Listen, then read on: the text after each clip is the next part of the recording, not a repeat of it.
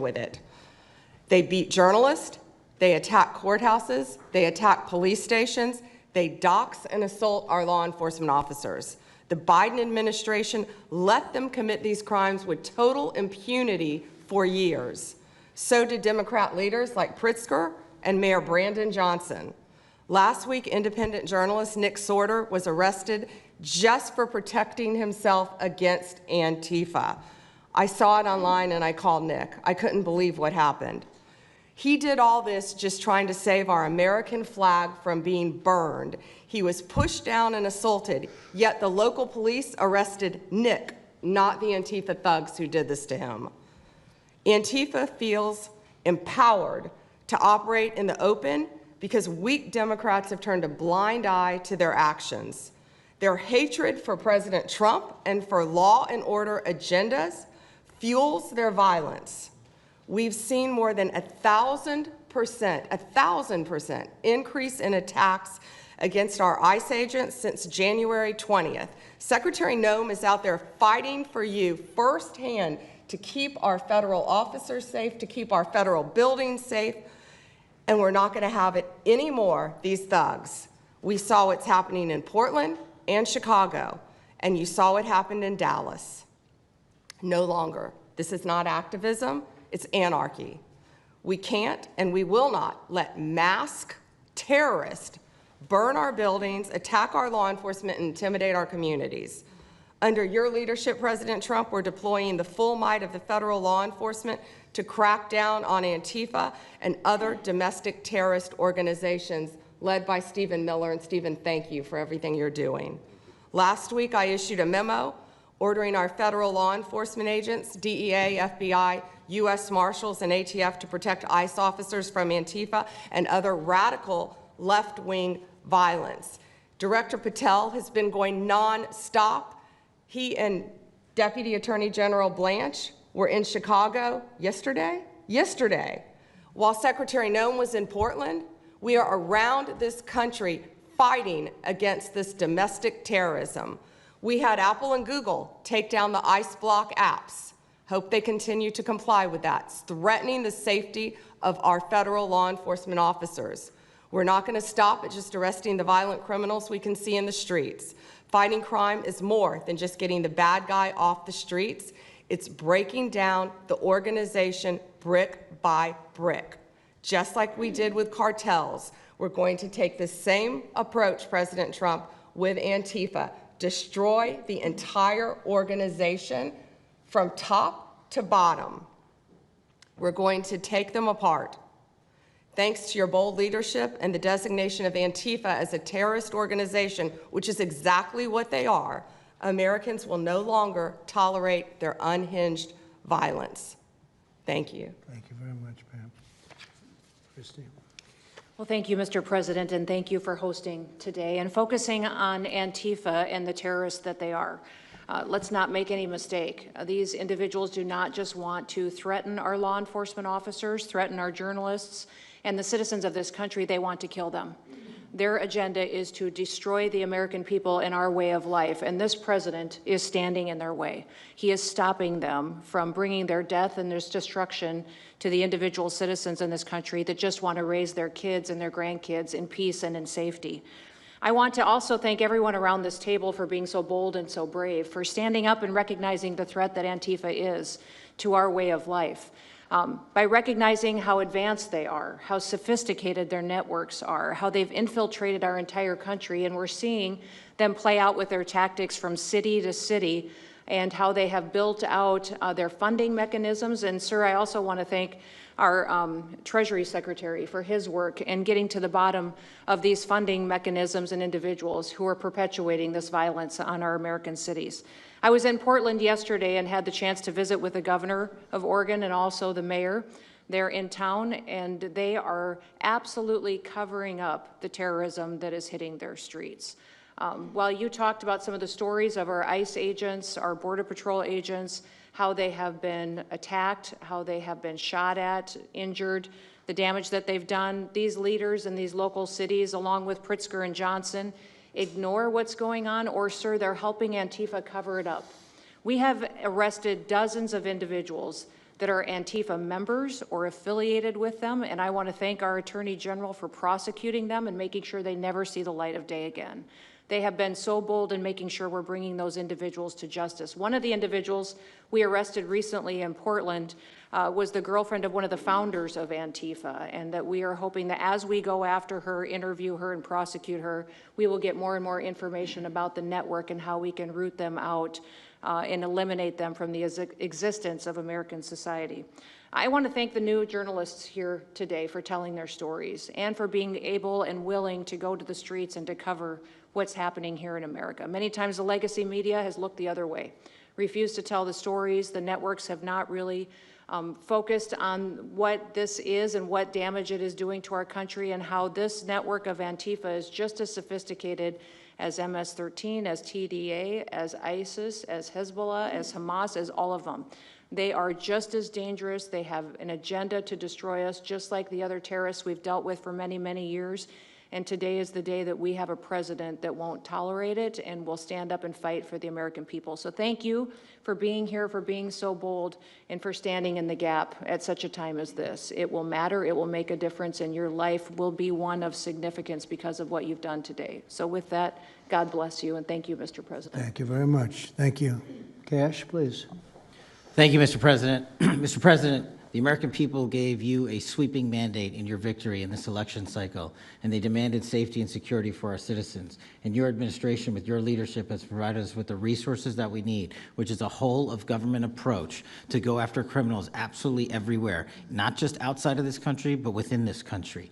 And that takes a whole-of-government approach. The interagency seated up here with the Department of Homeland Security, our Attorney General, our Deputy Attorney General, and your White House staffers, including Stephen Miller's leadership, has allowed us to go out there and map out these networks.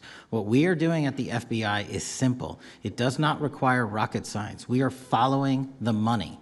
Money never lies. And that's what it's going to take to bring down this network of organized criminal thugs, gangbangers, and yes, domestic terrorists, because that's what they are. They are harming everyday citizens in every single one of our communities.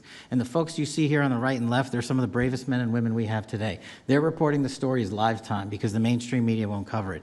They're putting their lives on the line. They're standing up for the flag. The least we can do is stand up for them. So you have my thanks. I read more of your stories than I do theirs because you guys are putting out the truth.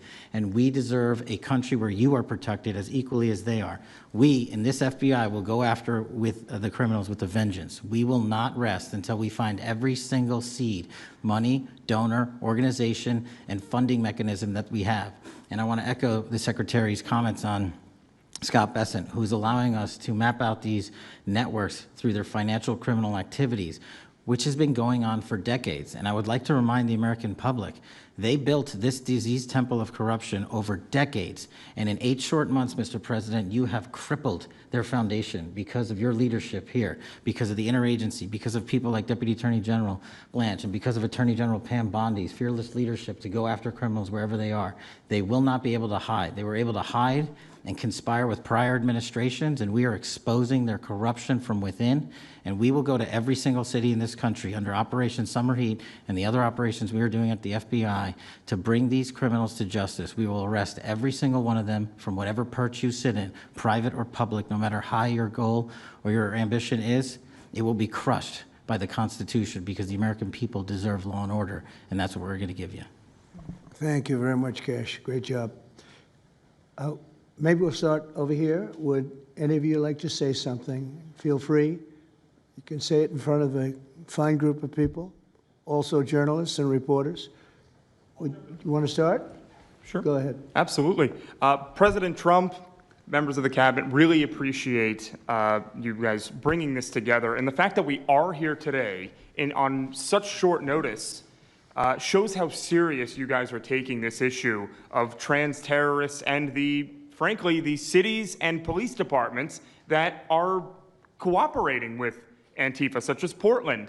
I mean, the Portland politicians are literally willing to sacrifice their own citizens just to appease these Antifa terrorists. It's sickening. I've seen it firsthand, obviously. When I went to jail that night, never expected it to happen. I thought that they were maybe removing me for my own safety. It never crossed my mind that I was the one that was being arrested for a crime after I was just thrown into a hole. I heard from the Department of Homeland Security after I had gotten out of jail, and one of your, I won't say exactly who it was, but somebody very close to Secretary Noem over here said that they were legitimately worried for my safety in the Portland jail. But luckily the Portland jail was, I was the only one there, essentially, because they don't actually arrest people in Portland, besides conservative journalists, I guess. So look, I'm glad that it was not a good night for me. Let's just say that. It was not fun sitting in that jail, but I'm glad to see what has come of it.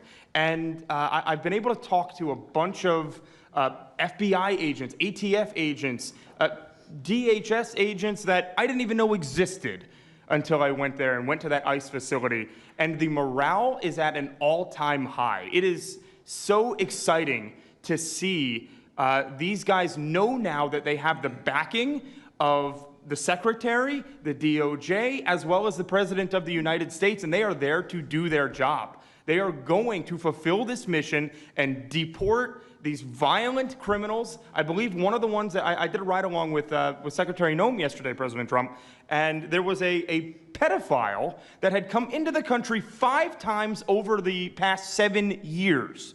7 years, and apparently under the Biden regime that was just allowed to happen. That was fine, no problem. It's concerning to me that you're seeing the Portland Police Department, as well as the governor of Oregon, and the mayor, of course, coming out and running defense for pedophiles that have entered the country illegally 5 times. It's crazy. I'm glad it's taking a front row seat in the media. And, they're being forced to talk about it in reality because, we're the ones that were on the ground. We're the ones that are actually reporting what's going on. Much of the legacy media has been either ignoring it or covering for Antifa for years now. So thank you guys so much for taking this seriously. And President Trump, you mentioned that flag. So remember, you put out a truth right after That's right. I saw that. took this flag from that man that was burning it in the street. I saw it. Do you know who he is? Oh yeah, I know exactly who it is. So why don't you give it to Pam? Give it to the Attorney General, and let's start prosecutions. Yeah. I actually have a second flag that he tried to burn as well. So I have 2 of them from the same guy. Well, you also saw what happened when that flag started burning. Everyone went crazy. That's right. And that's when it started, when they started burning the flag. So thank you. If you could give the information, it would be great. Absolutely. And at least that horrible night made you famous. He was already I got a text from the President of the United States, so I appreciate that. And President Trump, after that happened to Nick, I called Harmeet Dillon, and we opened a pattern and practice investigation into the Portland police, very publicly, as to how they let this happen. Thank you, sir. Mr. President, Brandy Cruz, you're going to hear us be very fired up today, and you can tell, and it's because some of us have been covering Antifa for 15 years and have never had anyone in a position of authority even acknowledge their existence. And I'll also tell you that I think that had you not done, the single most powerful thing you've done to deal with this scourge has been acknowledging that Antifa is a real thing. I genuinely believe there would be people at these tables who would be dead today and would have been killed in Portland had you not called them a terror organization and said we're going to bring the full weight of the federal government to bear. I talked to Katie Daviscourt in Portland the other day. She'd been assaulted all summer. And she said the same thing, that it seems quick to violence as soon as you made that designation. So they're thinking in their heads, they're worried. There's been 24 or so arrested in Portland. They don't want to go to federal prison. There's this video of them, one of them who was in the face of an ICE agent, and then he's in custody shaking. Once you take the mask off, they're nothing. Right. And I was told by probably a dozen people not to tell you this. I'm going to tell it to you anyway, because it's relevant to what we're talking about. I'm living proof that you can recover from TDS.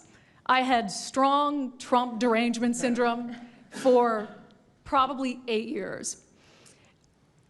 This is one of the reasons I recovered from it. And by the way, it's much better to not have TDS. I'm happier, I'm healthier, more successful. I even think I got a little more attractive after I got rid of my Trump derangement syndrome. Yes.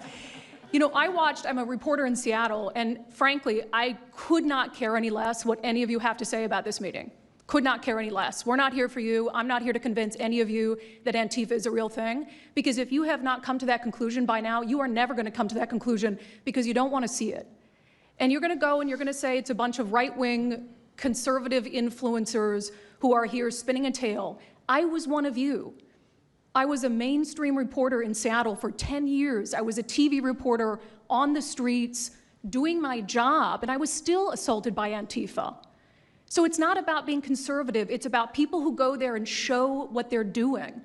And when I saw, after all those years, that the media wouldn't be honest about what was happening, that Democratic politicians wouldn't be honest about what was happening, I thought, well, gosh, if they're not being honest about that, maybe they're not being honest about President Trump either. And it opened my mind to just looking at things for what they were. And now I find you quite funny, actually. Now, it's like I said, I'm much happier about it. But, you know, for me, again, I could not care any less the stories that they go to print. This is what I care about. We have 3.5 years. Nothing is guaranteed, although I think if Democrats keep it up, we'll probably have Republican presidents for the next 3 decades. But nothing is guaranteed, and so what I want to see over the next 3.5 years is a full court press to dismantle Antifa once and for all in a meaningful way. I know, Andy, we talked before this about some ideas. That's really what we want to, I don't care what the media says, I don't care what Democrats say, they will never wake up to this fact. So we want the federal government to take as many of these cases as possible, look at the interstate travel between Portland and Seattle when it comes to these people who are committing violent acts, and hopefully in 3.5 years, they will be a shell of their former selves. Very close to done, and it's Antifa and many others, Yes. unfortunately. There are many others, bad ones. Most have been named terrorist organizations. There are a couple that we're going to, but I think we've got it pretty well covered. But there are many others, but very specifically today it's Antifa, and it's really bad, and we're going to get it cleaned up. Andy, do you have something? Thank you very much. I'm glad you no longer have TDS. I feel very good about that. Thank you. Thank you, Mr. President and members of the Cabinet. I have a lot of gratitude, and a little bit about my background. I'm born in Portland, Oregon, from there, and growing up, it's always been left-wing, very progressive, and I liked it. It had cafes and artists and those who lived a bohemian lifestyle. And in 2016, I was a graduate student at Portland State studying political science. I was an editor at the student paper there, a very progressive paper, and I was assigned to cover the election night demonstrations. Well, the elections night protests turned to riots, 3 days of violent rioting in Portland, and it was the first time that I saw groups dressed in black with their faces covered. This was 4 years before COVID. Some of them were waving the black flag of anarchism, some the red flag of Marxism. And within seconds, they would ravage one street to another, to another, to another. And the next day, I would read the legacy media, which I still read at that time and looked forward to, and I looked up to those journalists. And I was really shocked to see that the narrative was that these, in my view, anti-democratic political violence was legitimate acts of protest because people were concerned about racism or all these other lies. And so for the next 4 years, I just continued going out with my video camera. I thought, look, people can ignore what I write because of spin, but videos can quite speak for themselves. And in 2019, it led to me nearly losing my life. I was covering another Antifa protest turned riot. At that point, had been routine in Portland, and then I was ambushed in a mob beating. And I had never been in a fight. I didn't even realize that I was being assaulted until seconds in. And the punches came from everywhere on my head and my face, and I was bleeding out of my eyes and ears, and then they threw all the drinks in my eyes to humiliate me further and to laugh at me. And I was rushed to the hospital in an ambulance and CT scan, and I had subarachnoid hemorrhage, which is bleeding in the brain. I nearly died. And after surviving that, the reporting that I saw in liberal media it seemed to suggest that I had deserved it because they branded me far right. And some even went so far as to suggest that I maybe faked my injuries. A BuzzFeed reporter asked for my medical records, which I did provide but this felt so, it's like because I didn't die in that attack, there was another round of people who wanted to finish me off. But I continued, and then 2020, Portland was really the epicenter of the longest political violence. Those months of riots, I was on the ground, undercover, and there was an assassination there. There was a supporter of Donald Trump named Aaron Danielson who was shot dead by a self-described Antifa member who then fled out of state and died in a shootout with US Marshals. In 2021, I returned undercover, naively thinking that enough time had passed, and was chased through the streets of downtown and beaten, nearly choked out. The person who was trying to choke me out held me so tightly that I had the blood, the vessels in my eyes burst. So one of the symptoms were my eyes were completely red after that, and I was hospitalized. So thank you so much for acknowledging Antifa and for directing your administration to treat them as domestic terrorists. It's going to be really challenging because how they organize is that they are decentralized, autonomous, and they operate on deception. And we're still to this day told that they don't exist, that it's a figment of our imagination. I think the DOJ could look at federal conspiracy charges. The state of California and San Diego County last year broke up an Antifa cell in San Diego. And I think maybe perhaps the State Department should designate Antifa, its international arm, as a foreign terrorist organization, FTO. So thank you so much for this invitation, Mr. President. Thank you very much, Andy. Great. That's a rough time you had, huh? So the chokeout was almost the end, you felt? Yeah, that was my only near-death experience in my life, and I'm quite shaken when I think about it now. It really feels unbelievable to me that on the streets of America that this type of violence against citizens could become so routine and accepted and cheered on by people. Although, in the immediate aftermath of Mr. Kirk's assassination, we saw again that type of depravity play out on quite large swaths of the left. So there's a deep sickness that's in this country right now, and it pains me a lot to acknowledge it. Yeah, the amazing thing is you look at Portland, and you see fires all over the place. You see fights and, just violence. It's just so crazy. And then you talk to the governor, and she acts like everything is totally normal. There's nothing wrong. It's almost like, are you waking up from a dream or something? You see it on your network. You see it all over the place. And it's so bad. It's so crazy. It's like the movies you see for the kids, I guess not only the kids, adults also, where you have these bombed out cities and these bombed out people. It's like worse than that. I don't think they could make a movie as bad. And then the governor will get up and say, I don't know why they're coming here.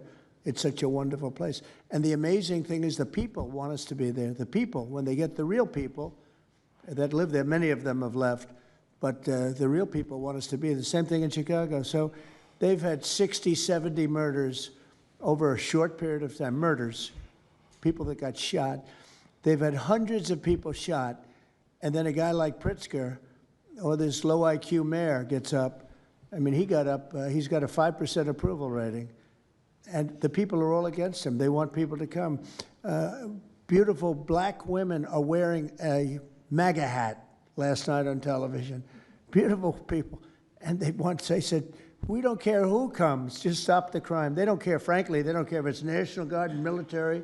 Send in anybody you want, stop the crime. And they're afraid to go out. They can't even go out.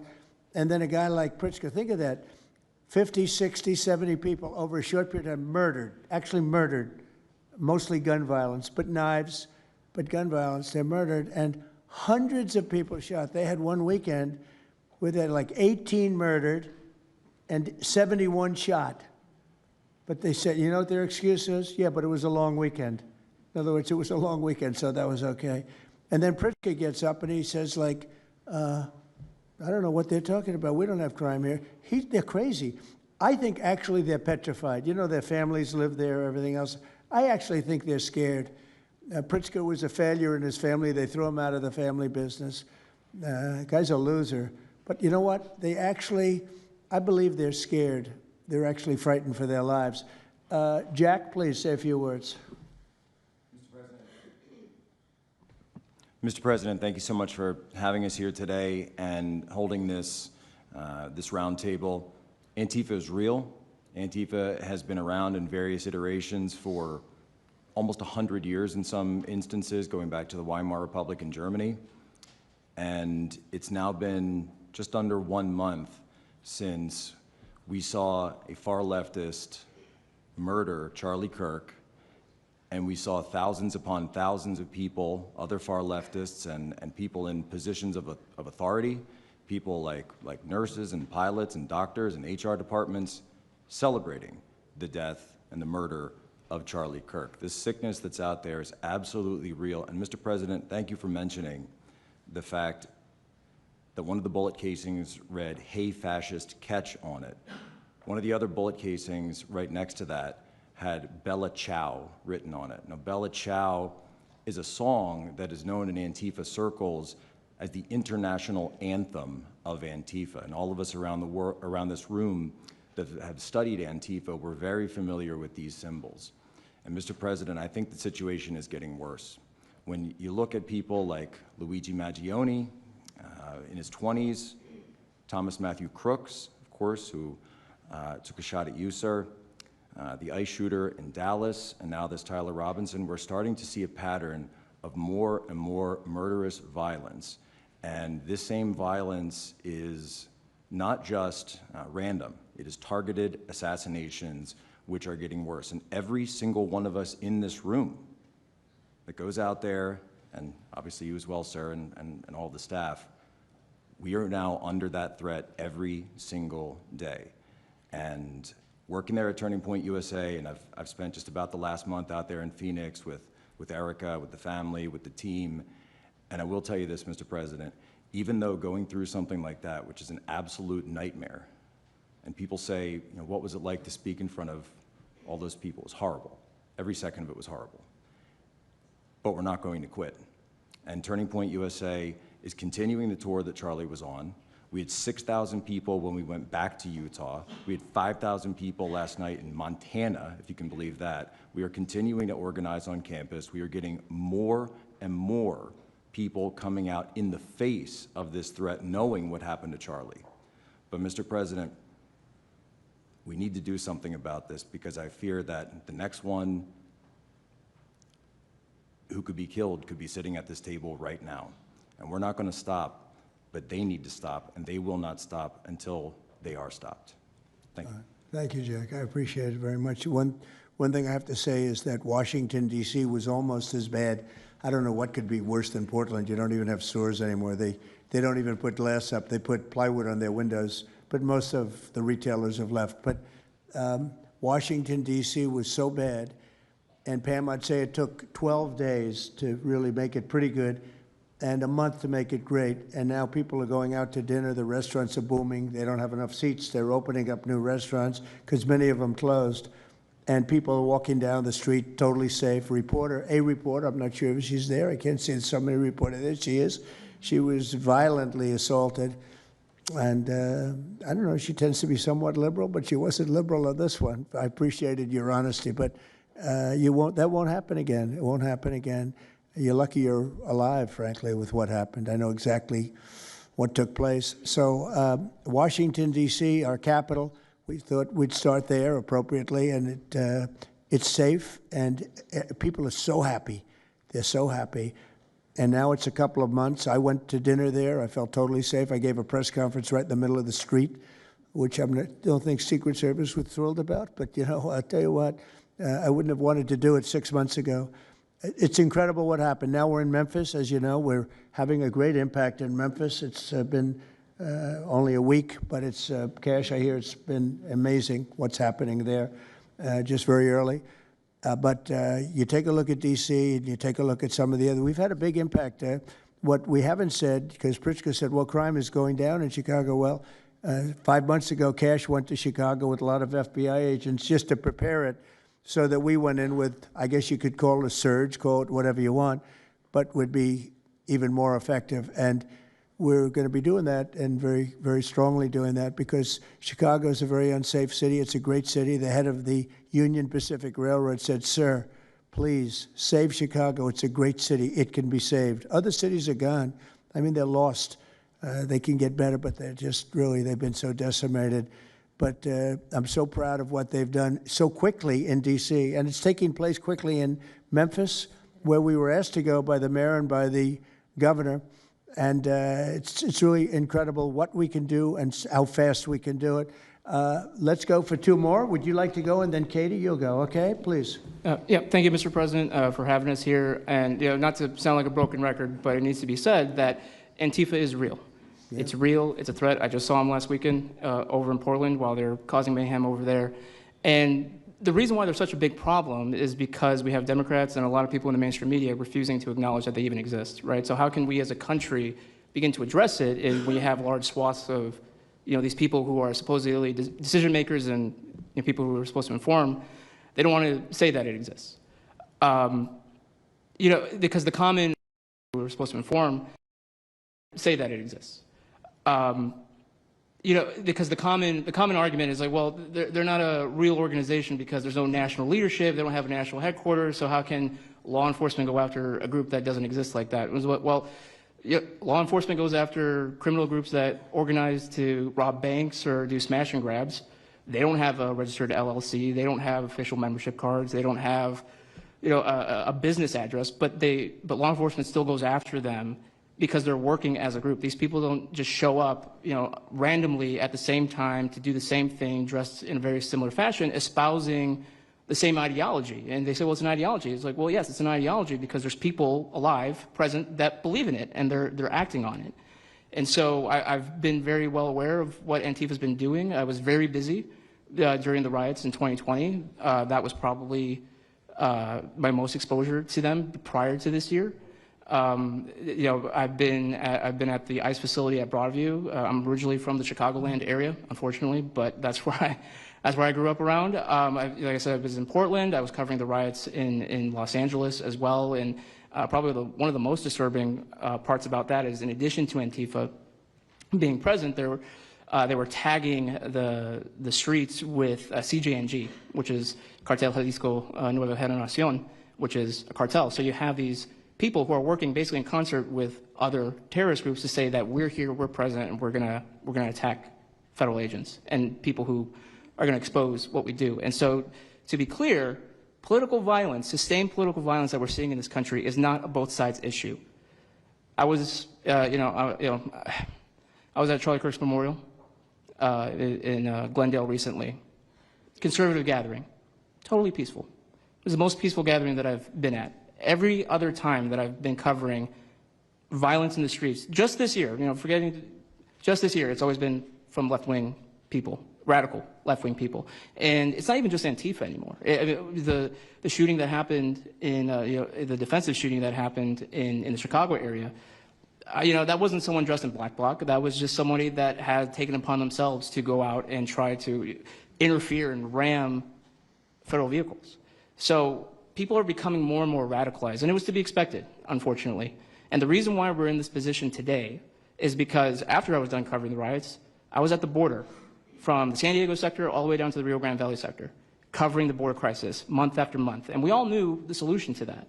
We all knew why it was happening. It's because, well, it's racist to have a border. It's like, well, actually, it's not, but okay. And so it required you to come back into office and to fix the problem, but it's no longer just a border issue. It's a nationwide issue, and that's one of the reasons why you got elected back into office, because thankfully the American people said we're not going to deal with it anymore. But unfortunately, there's a lot of people, as we've seen, who are willing to take to the streets to do violence.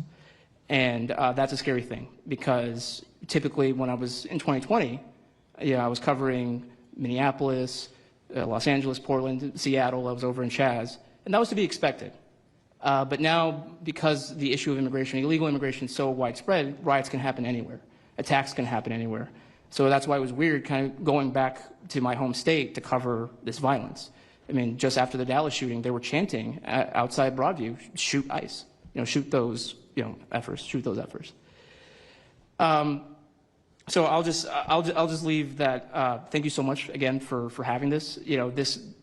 This is very dangerous. We don't work for companies that have billions of dollars. We're running and gunning often on our own. we became friends. A lot of us are friends because we would see each other all the time, and we became friends because we wanted to have someone watch our back while we're out there. Because like I said, we're just out there. And but we'll continue to do it because it's an important topic. It's an important issue. The American people deserve to know what's happening in these chaotic situations, and we're more than happy to do it. So thank you, sir. Great job. Thank you very much. Katie, please. Hi, Mr. President. It is an honor being here today, and I first wanted to start by thanking you guys for designating Antifa a terrorist group. It's exactly what this group is. It's a long time coming. I'm an investigative journalist from Seattle. I work for the Post Millennial alongside Andy No and Jack Posobiec.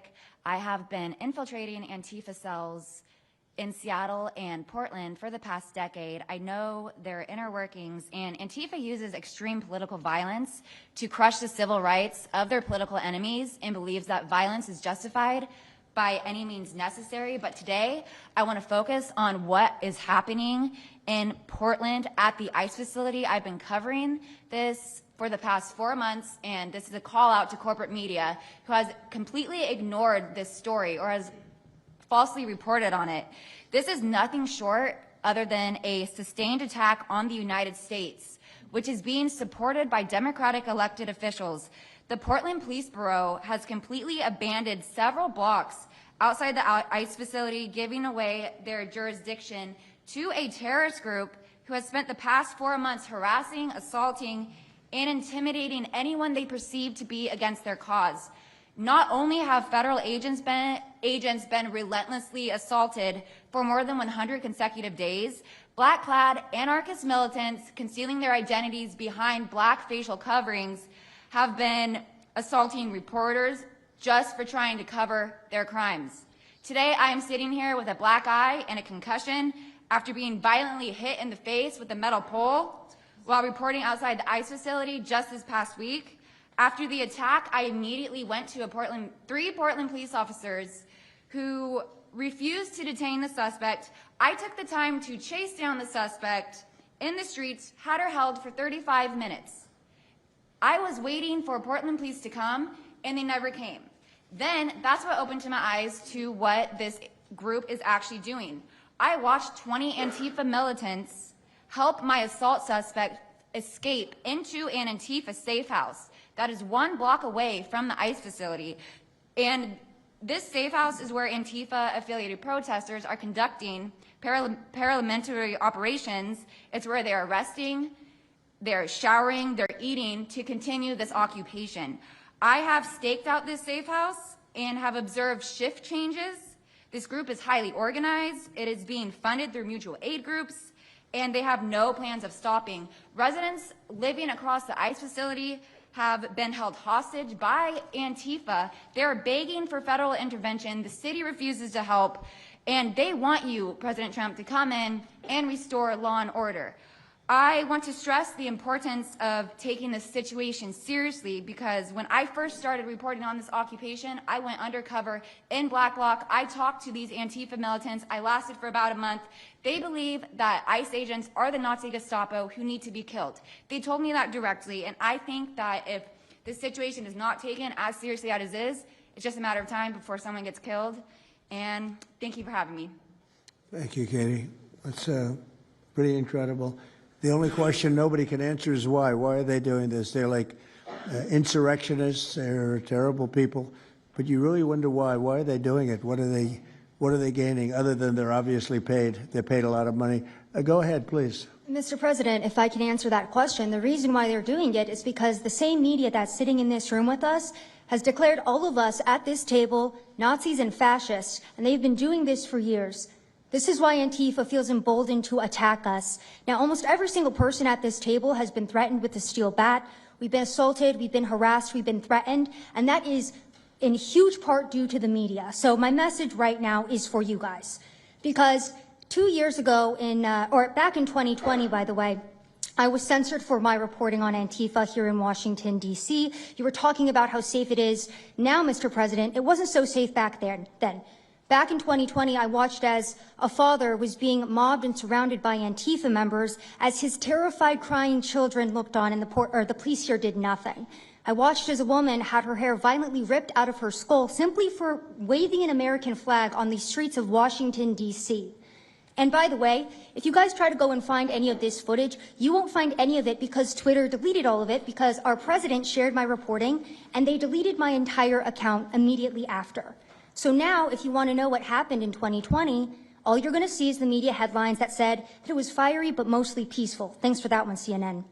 The reality is that it was an extremely violent period of time, and for the last 10 years, Antifa has been wreaking havoc on law-abiding and innocent American citizens, and it needs to end. Now, I'm with Turning Point USA. It's an honor to be here, Mr. President. Thank you guys so much, everybody in the administration, for giving us a seat at the table, because the media has not only been demonizing us for so long, but immediately after the brutal assassination of our founder, Charlie Kirk, our Turning Point USA chapters have seen an uptick in violence across the nation as Antifa chapters that are embedded in our universities go and target them. It's been extremely difficult to report on the ground, and for a long time I was afraid to go to Portland because I knew that the only people who would have my back, like Julio said, were one of my friends on the ground because there is no police force there. I was terrified to go because I knew if I got shot or stabbed, and I have been assaulted, I've been mobbed and robbed in Austin, Texas by Antifa, that nobody would come to help me. So my plea to the entire administration, especially to the DOJ, is every single radical left-winger who is in front of the ICE facility in Chicago, in New York, in Portland, please make sure that you use the full force of the law to come after each and every single one of them, because it is us being soft on left-wing violence that has fomented all of, the terror that we have seen in this country, and it is the left wing getting away time and time again with assaulting law-abiding American citizens that has led us to this place. So truly, to the Americans that I speak to on the ground, they feel completely abandoned by their state and local government. So please step in. You have Americans begging for the National Guard. And to the media over here, please report on the truth. Please do your jobs. I'm an American citizen. Everybody at this table simply views ourselves as American citizens who have an iPhone and the will to actually tell the truth. So please take your job seriously and tell the truth to the American people. And thank you for letting me be here on behalf of Charlie to continue his legacy of cleaning up the country. Thank you, Mr. President. Thank you very much. Appreciate it.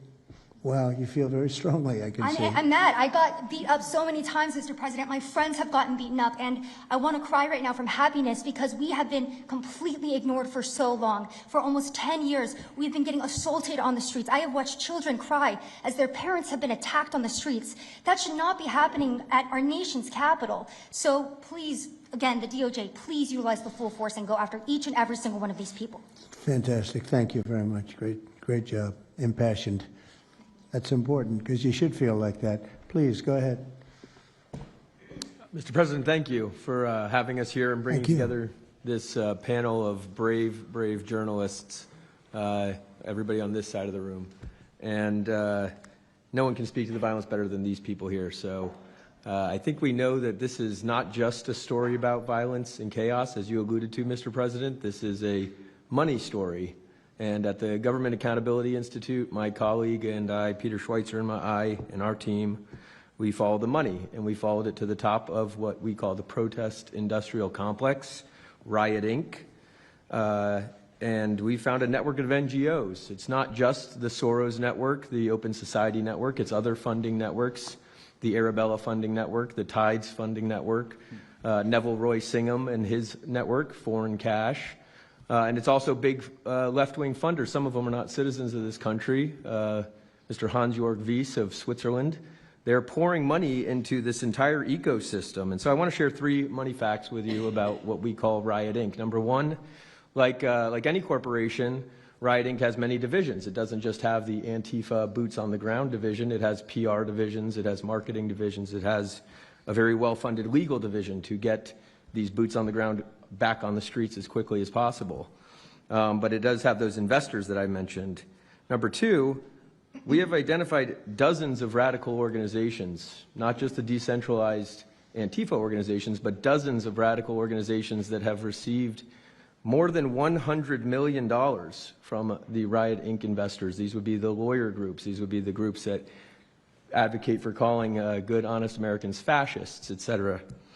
And then 3, I think the most shocking thing is that we have found that more than $100 million in U.S. taxpayer funding has flowed into these funding networks, including at least $4 million to these very groups themselves, not just Antifa types, but there was an event in Atlanta called Stop Cop City. Over 60 rioters were charged with domestic terrorism.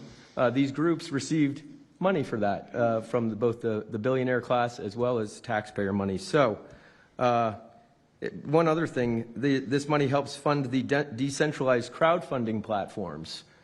These are ways that Antifa, the John Brown Gun Club of Elm Fork, which had links to that attack on the ICE facility, the Socialist Rifle Association, and just because they don't have LLCs or EIN numbers doesn't mean they can't get paid. Some of these funding platforms, crowdfunding platforms, are funded by this network that we call rioting. So, again, I want to thank you for your leadership, for the whole Cabinet's leadership on this. We're going to keep following the money and appreciate everything you're doing, sir. Do you know the name of any of the funders? Do you know the names? Because if you do, I'd like you to give them to Cash or Pam. Absolutely. Or Christy. Yeah, we'll do that. As soon as you can. That's all of you. Because you probably know the names after a certain period of time. You tend to find out. But these are people that do not have good intention for the country, and that's treasonous probably. So if you could, very important, if you could do that, it would be great. Nobody would know better than you. You'll figure it out. Thank you. Please go ahead. Yeah, my name's Nick Shirley. I'm 23 years old. I'm a 100% independent YouTube journalist. And over the past year or so, I've been able to go to 15 countries. I've hung out with people in the gangs of Brazil, in the favelas, in the prisons of Secot. But yet the most dangerous places I have been here in the United States, unfortunately. And I've had the opportunity to show people about the protest Antifa here in the United States, and there's nothing organic about what they are doing here in the United States. I've watched people be bussed in from states. I've watched the same lady at a protest in Atlanta be bused to a protest in D.C. and then in New York City. There's nothing that is honest about what they are doing. And they have signs. I've seen the same signs here in D.C. and in London as well. It's a big organization and corporation that they're running. And people may wonder, like, what's the threat to us as Americans if we go? Well, you'll be labeled as a fascist, you'll be labeled as a Nazi, and they'll wish death upon you because they wish death upon me. And just last week in Portland, Oregon, I watched a lady get trapped in her car, surrounded by Antifa, and her sister messaged me after seeing the video. She said, the only reason I think my sister was safe is because you were there recording. I also was chased out by a member of Antifa who said he would smoke me, and next thing he knew, a DHS sniper had lasers on his chest. If he was not there, who knows what would have happened that day. These people are very dangerous, and people wonder how they're able to do it. The reason is because these cities are not enforcing the law. And why should these people be worried if the law is not being enforced? And we are not far right, nor are we far wrong. We're just right. And the truth about what's happening here in America with these groups is very dangerous, and I thank you, Mr. President, and your administration as well for acknowledging that. Thank you very much. It's too bad you have to go through it. I know, it's a little crazy, much. right, Mr. President? Well, you're going to get to the bottom of it, so it's a very important thing you're doing. Thank you very much. Please, Cam. Yeah, I've just got something very short. I'm attacked every time I do my job.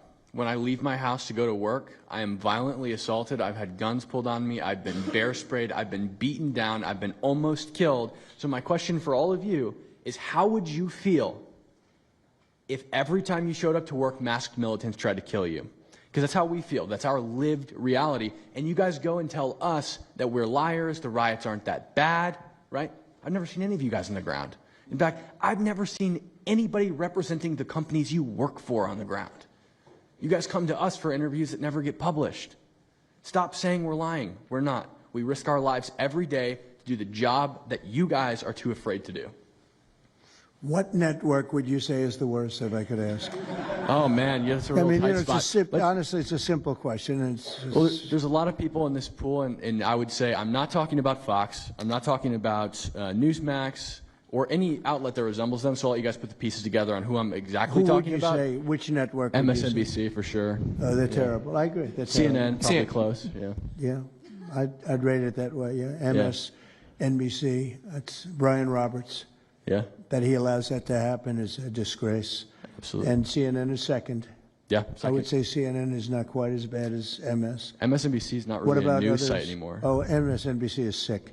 Yeah. They're sick. Well, Who- sir, it's who also else? just the stories that they publish about what's the ICE enforcement operations that are so heavily slanted that it's no longer, as I was saying, no longer just Antifa, but Americans that are becoming radicalized. So they've been very irresponsible with how they've been reporting Who on is it. that? MSNBC, for example, they're Would you rate them the worst? probably. And They who ran would a you rate story- second? Well, they ran a story about an operation in Southern California about how a father of 3 Marines was arrested, and they made it seem like they just did it because he's brown. But there's video of that same man charging at the agents with a weed whacker. Now, I've worked with weed whackers back in the day, and you don't want to be on the receiving end of one of those. So that's why he was arrested, but the story was presented as if it's a brown guy just simply being arrested. And I've been around ICE agents, and, I'm a citizen, so, I feel fine. But it's just, that's why. It's not just Antifa. It's not happening in a vacuum. It's No, it's multiple working in factors. conjunction. I think they work in conjunction with some of the media. I think ABC is very bad. I think NBC is very bad.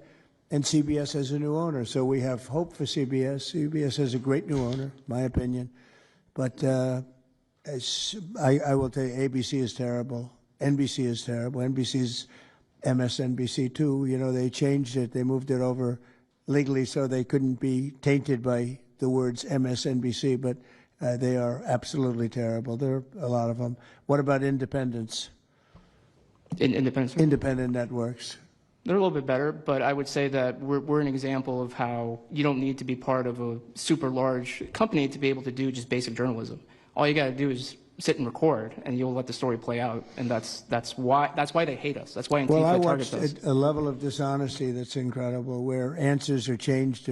Like just before the election, an answer was changed by Kamala. She gave a horrible, death-defying, election-defying answer, and they took the answer out and they replaced it with another answer that she gave 5 minutes later, having to do with a different subject, but at least it wasn't election-defying.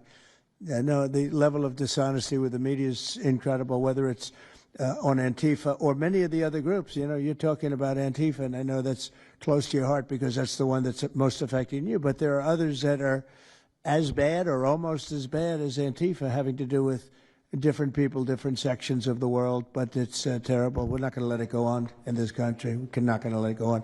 And a big problem is not all of them, but some of the networks out there. And you do wonder why.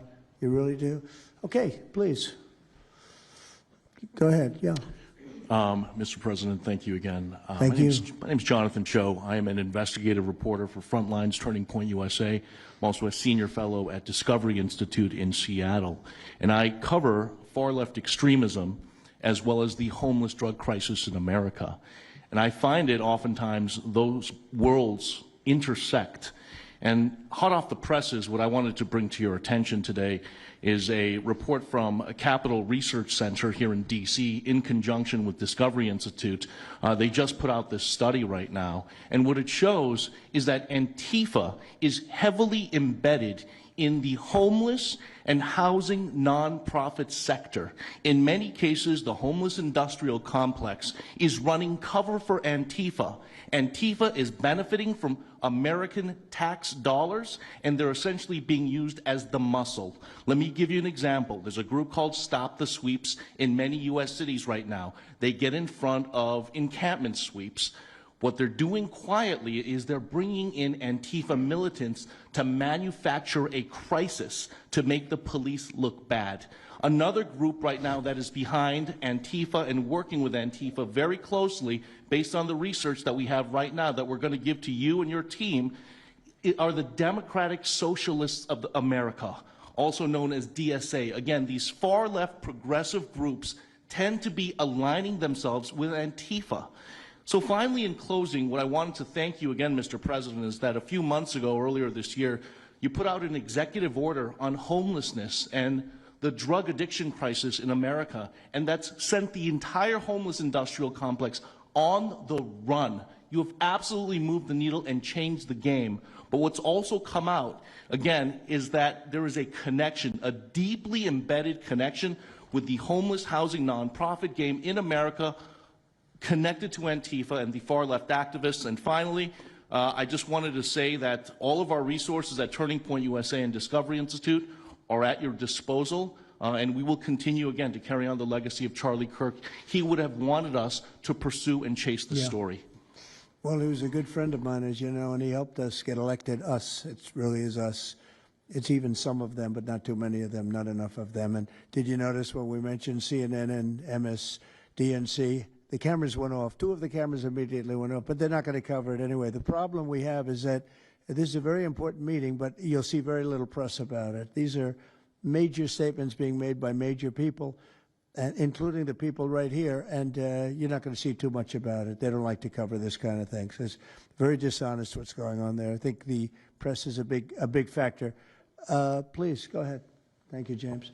Mr. President, thank you so much for having us all here to bring attention to this matter. You know, you did mention MSDNC, CNN, a handful of those other outlets that have been lying about, I mean, various things, but especially what ICE, the brave men and women over at ICE have been doing. I was talking to Antifa members in Portland the other day, and, you know, a lot of these people genuinely believe, they buy these lies, and they genuinely believe that they're fighting against literal Nazis and not brave men and women that are, putting their lives on the line to basically, enforce basic immigration law, right? That everyone seemed to agree with up until maybe a few years ago, a handful of years ago. So once again, thank you so much for having me. My name is James Klug. While my primary job is traveling around the country, having conversations with Americans about various political topics and issues, I have had a lot of run-ins with Antifa over the last 5 years. And I do think that Antifa is a primary reason why many conservatives are afraid to go out and protest and make their voices heard and maybe bring friends and family to a demonstration and exercise their First Amendment right, because they are literally deathly afraid. And I talk to these people all the time. They're afraid of militants showing up in black bloc and hurting them and their families.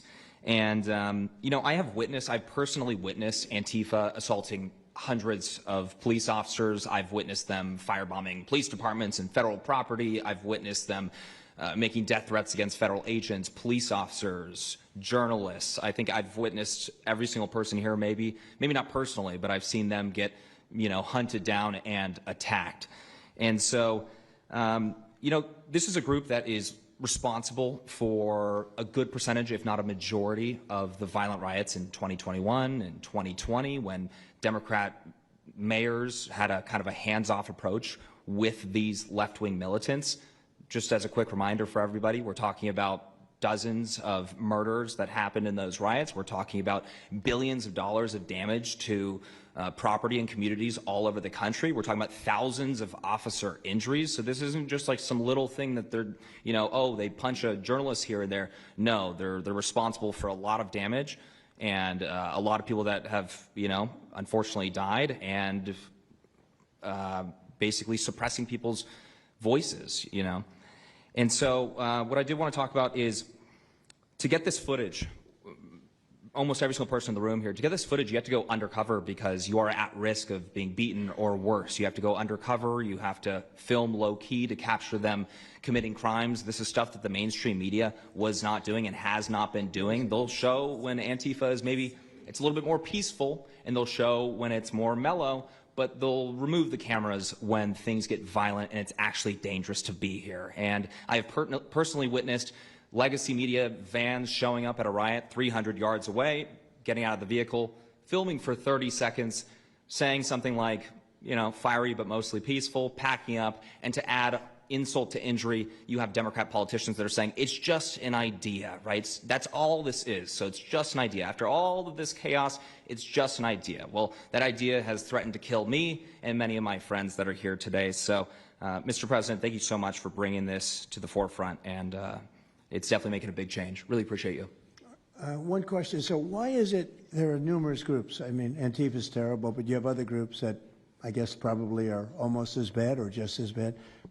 Not one other group was mentioned. I'm sort of surprised at that. You just come into contact with Antifa? It seems to be that you mostly come into contact with Antifa. Please. There's a lot of overlap, and I would say that, for instance, Jonathan brought up the Democratic Socialists of America. They're basically the same thing. I mean, there's a lot of Democratic Socialists of America who are out there in black bloc, you know, hiding their faces. And so I think we use, and I do understand, for the record, I do understand the challenge, as Andy pointed out, with Antifa as a graspable entity. I do. But at the end of the day, when you look at behavior, you prosecute behavior, right? We're not prosecuting ideas or ideology, you're prosecuting behavior. So whether you can prove that this amorphous thing is Antifa or someone has a patch that says Antifa, it doesn't matter. You know, did they assault someone? Did they assault a federal agent? Were they engaged in rioting? What is it? And so they're always using that, oh, well, they don't call themselves Antifa, even though some of them literally do. It's called Rose City Antifa. How long has it been around in Portland, Andy? Since 2007. They call themselves Antifa. In Seattle, I was outside the federal building, and they were yelling, there's no police here, this is Antifa land. And then at the same time, Democrats, like our governor, oh, Antifa is an idea. But yeah, I think Antifa can overlap with a lot of other entities and organizations. Okay, very good. Thank you. You know, President Trump, I just wanted to add this real quick, because you were asking which mainstream media outlet is the worst. What I think, it's any of them that decided to call Kilmar Abrego Garcia Maryland Dad. Because when I'm out there on the street talking to these people, you know, they call Maryland Dad is this human, he's actually a human trafficking MS-13 gang member that's illegally in the country. But the amount of people on the street that I spoke with that thought that he was a U.S. citizen that was being deported to Uganda is dangerous. These people genuinely believe, based on what comes out of the garbage standing over here, that you guys are deporting U.S. citizens. So that's what's causing all these problems. So when you have a governor like Pritzker in Chicago, where you have Illinois, which is in a lot of trouble. Chicago's there, you know, potentially a great city again. It's not great now, but it could be great again. That's why we have to get there soon, because eventually you can't do that. What makes a man like that say that things are wonderful? Why doesn't he say, we love that President Trump is going to come and help us clean up Chicago and make it safe again, as opposed to fighting us and pretending that there weren't 50 murders and 200 shootings and all of that? Why is that? Go ahead, Nick. To spite you. To spite you. To spite the administration. That's simply what it's about at this point. Because, you know, if you go and talk to some of these citizens, like, I'll use Portland as an example again, because I've been there for so long now. You talk to the neighbors that live in the apartments next door to the ICE facility. There are veterans with PTSD that live there, and they're here all night long, screaming, fireworks being lit off by these rioters, children crying because they, you know, can't sleep at night and they're scared of all the noise outside, and they can't leave. They can't. I mean, they got a lease. You can't just leave. These people aren't wealthy individuals, and that's one of the major problems here. And these people are afraid to come out and speak out. And they're getting no help from their government at all. They've been begging for the noise ordinance to be enforced outside of their apartment complex for months now, and the city of Portland has ignored them every single time. The victims are, as I said, they're afraid, but the governments aren't doing anything because they want to spite the administration. It's all political. And the politicians make you feel like you're foolish, like there's something wrong. Like, how could President Trump be saying that about Chicago? And yet the night before you see that, you know, 11 people were shot, 5 people died, and you have him talking about like it's a wonderful situation. They make you feel guilty. And a lot of people don't get over that. They just don't get over it. I think they convince the people. Do wealthy people leave too or not? Places like Portland, are the wealthy people leaving? People that can leave, are they leaving? I think that they're moving to the areas that have been gentrified. I mean, the Oregon governor, when she was saying, we don't need Trump here, she's walking around, it's a very tight shot, if you notice that. And she said, Portland's just fine, you know, look at me. And they'll focus on the couple areas of Portland that are very nice. Well, she was saying that, and there were explosions in the background. Yeah. I mean, there was a reason they cropped it in. Explosions in the background. Sir, anybody have anything else to say over here?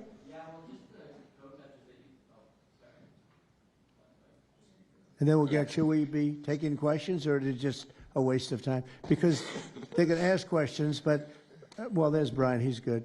But you know what? In a way, it's a waste of time, because If you give a great answer, they don't put it on. If you give a horrendous answer, or even if you give a great answer, they make it sound like it's not a great answer. They're very dishonest. Go ahead, Nick. Yeah, and I think part of that dishonesty comes from what they see. For instance, I've never been asked to go on any other show besides Fox News. My clips go viral everywhere, but they've never even asked, like CNN's never asked, MSNBC's never asked.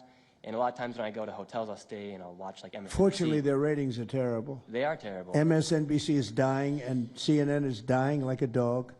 And Poor CNN. It's so pathetic. It is very pathetic. You ever see their anchors in the evening? That nobody ever heard of them. Where do these people come? I could take anybody off the street in Washington, D.C. that do a better job. Yeah, and it's not hard to show what's going on these days. You literally have an iPhone and you can post it on X. They don't believe in the star system, you know. It's just one of those things, right? Okay, Nick, you finished, Nick? Yeah, Are thank you you very finished, much. Nick? Good Can I- job. Thank you very much. Well, you've been through hell, I tell you that, but you're really incredible patriots, incredible people. Go ahead, please, Brian. Brian, go ahead. I'm so thankful for each and every one of you here right now, and I'm very grateful that my network, Real American Voice, has partnered up with many of you. Jack and Sobin, you have a show on a network. Many of you, Savannah, have appeared on a network as well, so thank you for being here. My question is this: in terms of following the money, I would just notify that the city of Austin is cleared to vote tomorrow to basically waive $120,000 fee so that a No Kings, basically an anti-Trump rally, can occur in their city. They're bypassing the fees, rolling it to the taxpayers. So my question is to you: what can the people of Austin, Texas do right now to make sure that their tax dollars don't fund a No Kings anti-Trump rally coming up? Well, you just tell me that I would love to do something about that. Bring a lawsuit, do something. You know, the best thing you can do is have honest elections, because the elections are totally rigged in so many of these places. You know, you take a look, the people, they're all loving you. They can't breathe. They love so much, every one of them. You don't see one negative, then all of a sudden you lose the election by 20 points. The elections are so rigged, and we proved that in 2020 more than any other time.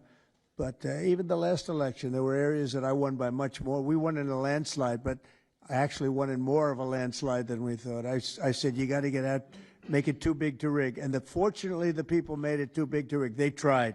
They tried. But the biggest thing you can do is have honest elections. You know, if you don't have, and you need great media. You need borders. Wait. You need borders. You need honest media. You need honest elections, and you have a great country, and you need all three of them. Yeah, go ahead. Blue Tent had ties to all these radical groups that you talked about inside here. So thank you for removing. I would like you to make a big deal, though, if they're waiving a fee, but I guarantee they wouldn't waive it if it was. It's not Trump. If it were a conservative rally, they wouldn't be waiving it. So maybe you can look into that, Pam. Todd. Mr. President. That sounds like one for Todd, Pam. Go ahead, Todd. Good luck. There's proof that Antifa actually infiltrated on. Who are you? I am with What network? I'm with Al Arabiya. It's an Arabic network based in Riyadh in Saudi Arabia. But I am before in Pula today. Mr. President, you said that you might go to the Middle East on Sunday. Do you mean Egypt and Israel? And would you consider going to Gaza to see what things are on the ground? I would. I might do that. I may do that. We haven't decided exactly. I'll be going to Egypt most likely. That's where everybody is gathered right now, and we appreciate that very much. But I'll be making the rounds, as the expression goes. I probably will. Mr. President. Go ahead. Just to clarify, you said you might go to Gaza. You're saying that's the first topic. I'm representing the TV pool, but I'm with NBC, sir. That's too bad. Okay. Well, just to clarify, you said you might go to Gaza, and then the second question I had earlier today, you said the mayor of Chicago and the governor of Illinois should be jailed.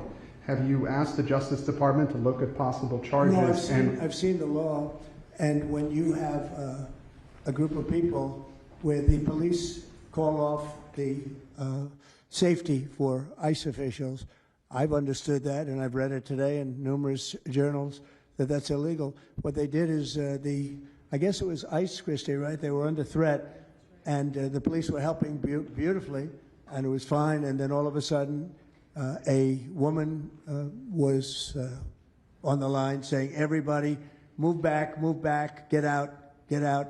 and they were given an order by the second person in the police department, and the governor knew about it, the mayor knew about it. I understand that's a criminal offense. Do you want to comment on that, Christy? Yes, sir, we're seeing that kind of pattern happen with local law enforcement and state law enforcement, not just in Illinois, but also out in Oregon, too. In fact, in Portland, I was there yesterday, but some of the ICE officers were telling me that as they drove by the rioters that were saying, kill ICE agents, Molotov cocktails, melt ICE, that the Portland police were cheering them on and had their fists in the air cheering on the rioters that were threatening their lives. So in Chicago, we had a 10-car caravan trail our ICE officials and pin them down. And those ICE officials, to get out of their vehicles, a woman tried to ram them and run them over, and shots were fired to get them to safety. So it's happening on a regular basis, and any elected official that allows this to happen and gives cover to those kind of individuals who are perpetuating murder should absolutely be prosecuted, in my opinion. Daniel? Thank you, Mr. President. And by the way, we have Marco Rubio. Marco, come on up here, please. He's going to bring a little stability to this group. Come on up. Does everybody know Marco Rubio? Is there anybody that doesn't? Some of the reporters don't. That's why they shouldn't be reporters. Which job is he here for today, Come sir? on up here, Marco. Anything we should know about the Middle East? That's what we're hoping to talk to you about here, Mr. President. Let's stay with He's doing a good job. He was born for this job, I can tell you. Daniel, please. Mr. President, thank you very much. I have two questions for you, if that's okay. Seamus talked a little bit about the money aspect of this. Do you believe if you go after where the money is coming from with Antifa, in regards to Antifa, do you believe that would be similar to cutting the head off the snake, so to speak? And It would help. You know, I don't know that it would be totally complete, but it would certainly, you'd knock out 75%, 80%, 85%. These people, a lot of them don't believe it. You know, when they, I watch them, I say, I can almost tell a pro by, they're like professionals. That's all they do. And they get paid by somebody. I think it would knock out a lot of it. Yeah, not all of it maybe, but a lot of it. And then a follow-up to that is a lot of the people who we've listened to over the last hour, they've emphasized that Antifa, it's not necessarily this big organized thing. It's a bit ambiguous. It's deorganized. I think that's one of the words that Andy used. What is the challenges of going after a group that makes it intentionally difficult to go after and find? That could be for you, the Attorney General, anyone up there. Well, they're smart people, and they deceive. A lot of them are crooked people. A lot of them have been staying out of trouble their whole lives, and they've been bad from the day they were born, frankly. But these are sick people. Pam, go ahead, please. Well, they're smart, but they're not smart enough. Oh, my microphone's broken. They're smart, but they're not smart enough. They have been covered by these liberal cities for so many years. And that's why we're all working with Treasury, with all these different departments, to find the criminal conspiracy. Okay. I'm just giving. Yeah, I was just given a note by the Secretary of State saying that we're very close to a deal in the Middle East, and they're going to need me pretty quickly. So I will take a couple of more questions. Please. Thank you, sir. I also have two questions for you, if I may. Have you given any more thought to possibly suspending habeas corpus to not only deal with these insurrectionists across the nation, but also to continue rapidly deporting illegal aliens? Yeah, it's suspending who? Habeas corpus, sir. Oh, I don't know. I'd rather leave that to Christy. What do you think? No, sir, I haven't been a part of any discussions on that. All right, go ahead. In the ceasefire This is CNN speaking, by the way. So, are you this is participating? one of the worst reporters that you'll ever see. I don't even want to take a question. It's a waste of time. Go ahead. Mr. President, how will you decide which workers get back pay and which workers do not? Well, we're going to see. Most of them are going to get back pay, and we're going to try and make sure of that. But some of them are being hurt very badly by the Democrats, and they therefore won't qualify. Go ahead, please. What will the administration do to foreign Antifa organizers and funders who are located overseas? Go ahead. In the yellow, please. So the Nobel Peace Prize will be announced on Friday. You've been nominated by many world leaders. By many, many countries. That's right. Many countries, as well as the hostage families. Do you think you will win? I have no idea. I mean, look, I did settle. Marco would tell you we settled 7 wars. We're close to settling an 8th. And I think we'll end up settling the Russia situation, which is horrible. 7,000 people died last week, by the way, in Russia, between Russia and Ukraine. I think we'll settle that. So I don't think anybody in history has settled that many, but perhaps they'll find a reason not to give it to me, you know? Perhaps they will.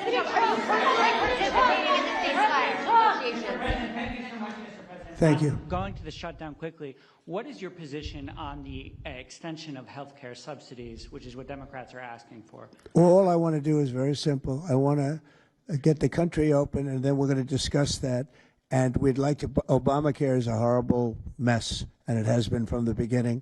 We want to make it better, stronger, even if it costs more money, we want to make it better. The Democrats want to make it worse. The Democrats want to approve health care for illegals coming into our country, many of them coming in from prisons and mental institutions and drug dealers.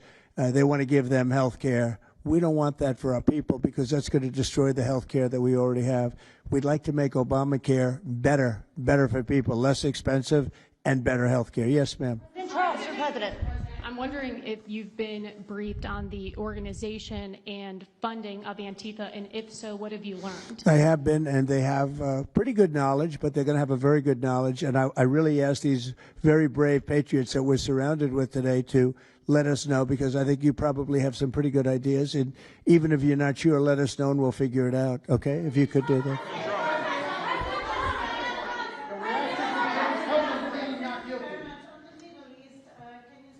You're from Italy? No, I'm from France. Can you specify how close we are to the deal? Would that be announced today, tomorrow? And do you want to see the hostages released before you travel to the region? No, I think I'll probably go maybe before the hostages are released or shortly thereafter, pretty much shortly thereafter. Yeah, please. Participating in the negotiation. Go ahead. Who are you with? Who are you with? The Center Square. I had the honor of asking you originally if you would designate Antifa a terror organization. And I stand here before you today, and I'm echoing what Andy said over here. Are you going to work with your administration, as the Secretary of State's here, are you going to work with your administration to designate it a foreign terror organization? You mean a terror? Antifa? A foreign terror organization. Well, has that been done? Pretty close, right? Would you like to see it done? Yes, Mr. President. You think it would help? They have foreign I'd be links glad all to across do it. Western I think it's Europe. the kind of thing I'd like to do. If you'd like, does Middle everybody East. agree? If you agree, I agree. Let's get it done, okay? Let's get it done. Marco, we'll take care of it. Mr. President. That's international, you mean? Yes. International. Yes, President. Sounds good to me. Foreign terror organization. Steve, are you okay with it? Yes, it's true. There are extensive foreign ties, and I think that would be a very valid step to take. Good, I think so too. Yes. Good, I think it's a good point. Thank you. President, are you planning on formally participating in this? On the shutdown, we are now about 1 week away from military service members missing their paychecks. We'll always take care of our military. Would you encourage Congress to pass a standalone bill to pay our service members? Yeah, that probably will happen. We don't have to worry about it yet. That's a long time. You know what 1 week is for me? An eternity. 1 week for me is a long time. We'll take care of it. Our military is always going to be taken care of. Yeah, please. Blue dress. Blue. Rebecca with Blaze News. I'm curious to know, so you're talking about the money funding these Antifa organizations, and somebody brought up Roy Singham, I think it was you, who, by the way, is married to one of the co-founders of Code Pink, this infamous left-wing organization. I'm curious to know the administration. Who is that? Who is that? Roy Singham. He's married to. No, did you say they're here? No, he's not. A journalist brought him up, but Oh, I is, see. Okay. Yeah. Okay. Seamus, thank you. Good bring up. Excellent. Go ahead. He's somebody who's been reported on extensively, and I'd love to know what the administration is going to do to actually bring consequences to some of these names. You mentioned. Well, I don't know the name, but I would like to ask Pam to take a look at it. You know, a lot of the best information we find are through you and other people like you, so I'd like you to look at it, Pam.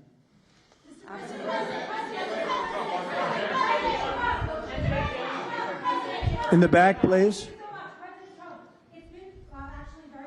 Proof that Antifa did infiltrate on January 6th, dressed up like Trump supporters and incited violence. Is that something that you would want the new J6 committee at Congress to look into? Well, I've heard that. They dress up like, they're fresh out of MAGA, but they have nothing to do with MAGA. and they make trouble and they try and blame it. And yeah, we know some of that, and we will be acting on some of that. We've seen it. We've seen it. So I think you could stay a little longer, but you know, the problem is, although you have some very honest journalists in here, you also have some largely dishonest journalists like MSDNC and CNN. I think they're very dishonest, unbelievably. It's like a waste of time even talking to them. But I have to go now to try and solve some problems in the Middle East, although I'm very well represented by our Secretary of State. He could probably do an even better job than me. But who knows? We don't want to take any chances. So we're going to go and do that. If you'd like, Pam, would you like to stay for another 5 minutes, 10 minutes while we have all these great people? And I'll let Pam and Christy take over and get some good points out. I just want to thank the people around the table in particular. You've been amazing. You've been brave. You're real patriots. You're real patriots. And at some point, we're going to have to look into, at least in certain cases, rewarding you with some very important medals and honors, okay, as we have done and will be doing with Charlie Kirk. You know, Charlie is getting the Presidential Medal of Freedom, which is our highest award outside of the Congressional Medal of Honor. And I think they're sort of even. One's civilian and one's military.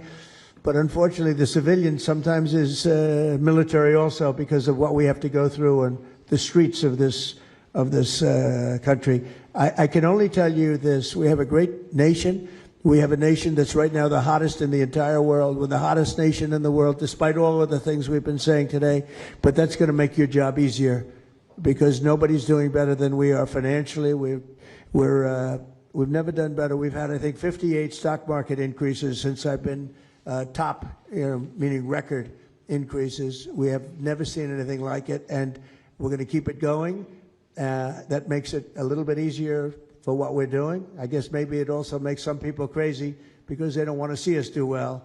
But we're the hottest nation anywhere in the world, and we were a dead nation 1 year ago. I say it all the time. We were a dead nation. Now we're the hottest nation in the world, and that's said to by every leader. One of the reasons that we have every country already signed up or just about to sign, every country in the world on this whole mess we have going over with Hamas and the Middle East and all of the things you see, is they respect our nation. A year ago, you wouldn't have been able to get it. You certainly couldn't have gotten it with Biden. You didn't know where the hell he was. But a year ago, you wouldn't have been able to have a situation like this. So I just want to thank the people around this table, and certainly the officials around the table, because they've been incredible. They've been brave. And I watched yesterday, Pam, and I watched a little bit. I thought it was so good. I rounded up, and I watched it late in the evening because I thought you were fantastic yesterday. You really, look, you had some wonderful senators, some great politicians asking you very fair questions, and you had some real slime balls.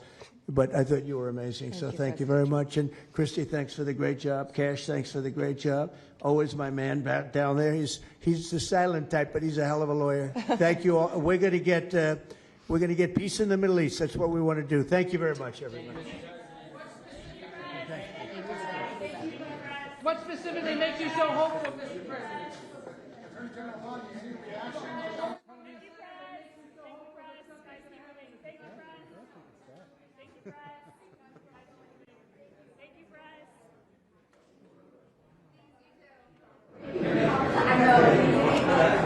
What's left to do, Mr. Rubio? Mr. President, what's left to do on Gaza? Thank you, guys. Thank you. Keep it big.